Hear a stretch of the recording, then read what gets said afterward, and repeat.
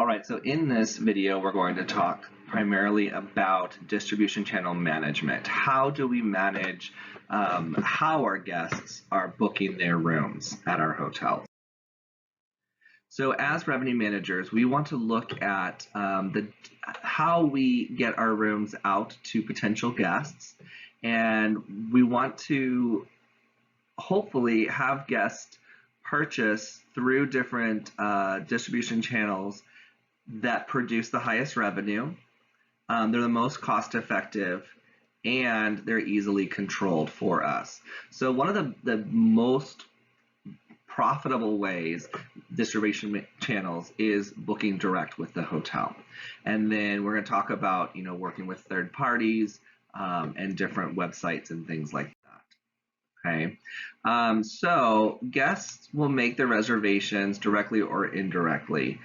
Direct reservations are made with the hotel without the use of a third party or somebody going in between. Okay, so those are our direct. Those are going to produce the highest revenue for the hotels because all we're going to be taking into account is the variable costs to get their room ready to resell. Indirect reservations are those when a guest goes through a third party. Okay, they can be going through a travel agent, they can be going through a website. There's lots of different ways that guests can access the hotel inventory when they're making their reservations. So direct is when they're either calling the hotel, they're going to the website or on the app. So it's important for us to understand how the guests are making their reservations. And so, again, this direct distribution channel is one that provides the highest yield, the highest contribution margin, because we don't have to pay any additional fees. Indirect distribution channels, so again, these are our third parties like travel agents, somebody who's a tour operator. We might have GDS, which is the Global Distribution Systems. We'll talk about those in just a moment. We also have the internet, all these different ways that guests can make reservations without calling the hotel directly or contacting the hotel directly. So we have voice, the GDS, and the internet are the three major categories for distribution channels, okay? So voice channels, they might be calling to make a reservation. Either they call the hotel directly or they call a central reservation center. And so, here in San Antonio, we have a Marriott call center where oftentimes people are making reservations for hotels all over. And so sometimes we will call those central reservation centers, even though you call the hotel directly. Some hotels, if it's really busy, we're not able to make a reservation at the front desk or the operator's not able to make a reservation, we may forward them to those central reservation centers. But oftentimes that also comes with a fee. It may not be as significant as a third party like Travelocity or Orbit or Expedia, but it still will come at somewhat of a fee. And so, people are still making reservations. They want to talk to somebody about their hotel. One of the benefits of calling the hotel directly is that you have somebody on property to answer your questions, whereas someone at a call center is pretty much just going to be have talking points about the hotel, which would be pretty similar to what you would see if you were on their website. It's interesting. We recently did a differentiation personal article, and one of the students posted about I think it was a treehouse place up in Oregon, and they specifically do not take any reservations over the internet. It's all 100% calling. So I thought that was really interesting. The GDS is the Global Distribution System, And so this is primarily what travel agents or tour operators are going to be using. So these are people who are going to have their own business. That's why we call it a business-to-business model, because businesses like travel agents, tour operators, destination management companies, they're going to have access to the GDS. So major players within the GDS are Sabre, Galileo, WorldSpan, and Amadeus. And so essentially this is real-time information about what the rates of the hotels are and the availability. So it's also used in the airline industry and the car rental industry as well. The internet channels, we're going to talk about a couple of different types of internet channels. But the internet is what the average guest is going to be using, okay? The average consumer will be using the internet channels. We can still go direct by using our website, but we can also use third parties with the internet channels. So business to consumer model, that's the hotel directly. The agency model, the merchant model, the hybrid model, the opaque model. We'll talk about each one of these in a little bit more detail. So our business to consumer model is essentially the guest is going to go directly to our website or maybe through our app, or we're going to contact the hotel directly to book the reservation. It took a while for hotels to jump on to the importance of booking direct. And it was really interesting because using an intermediary, a third party, was a great way to get our inventory out to the potential customers and guests. However, that comes at a price. And so I can remember going through the orbits when I was a front desk agent, and my responsibility was to check orbits and check for our hotel to figure out which page number it was on and where it fell within the list of hotels. And so we could identify, are we in a good position, or are we too far down that people aren't really going to be getting to us?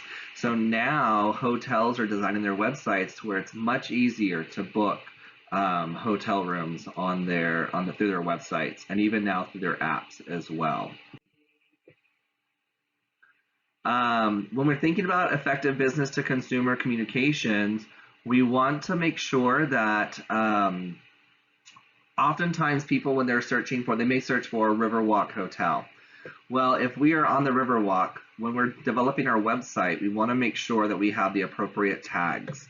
So just like you have hashtags in your social media posts, you should also have tags on your websites, and those tags are going to be used by those search engines to pull up those different types of hotels or those businesses that meet those similar tags.